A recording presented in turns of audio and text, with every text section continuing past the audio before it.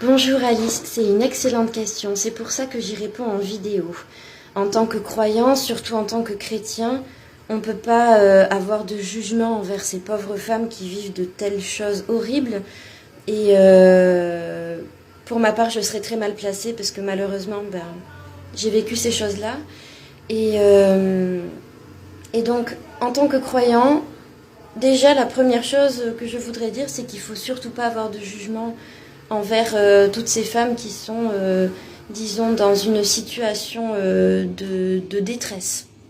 Moi, ce que je reproche à la société, c'est qu'en fait, on est en 2022, on envoie des satellites dans l'espace, des espèces de trucs qui scrutent la surface de la planète et de l'espace.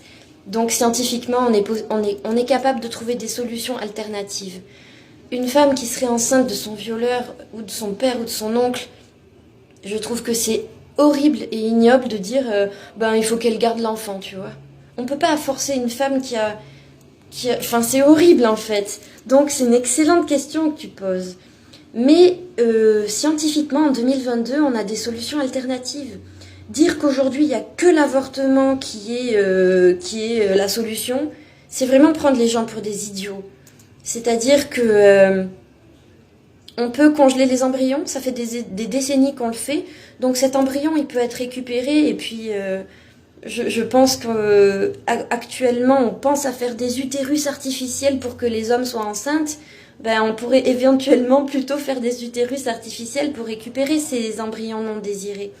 En fait, il y a plein de choses qu'on pourrait faire. Là, tu me demandes dans un cas vraiment qui n'est pas le cas général, mais qui est un cas qui existe. Voilà, on peut trouver des solutions scientifiques. C'est tout. On en est capable. La société actuelle en est capable. Voilà ma réponse. Moi, toute ma vie, j'ai été comme toutes les femmes de notre époque. J'étais pro-avortement, pas de problème. Je trouvais même que voilà, c'est quelque chose de normal. Pourtant, je croyais en Dieu. Et c'est pas le fait d'être chrétienne qui m'a changé ma façon de penser. C'est un documentaire qui s'appelle Le cri silencieux de Bernard Nathanson.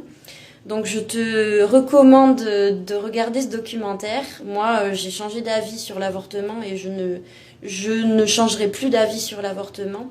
Cependant, dans le cas dans lequel tu parles, qui est un cas vraiment de force majeure, pour ce qui est de l'embryon, on peut récupérer ces embryons et je pense qu'on pourrait les faire maturer hors de l'utérus de la femme. En 2022, je sais qu'on en est capable. Et pour ce qui est du fœtus, quand on en arrive au stade de fœtus, je pense qu'on peut aussi trouver des alternatives scientifiques.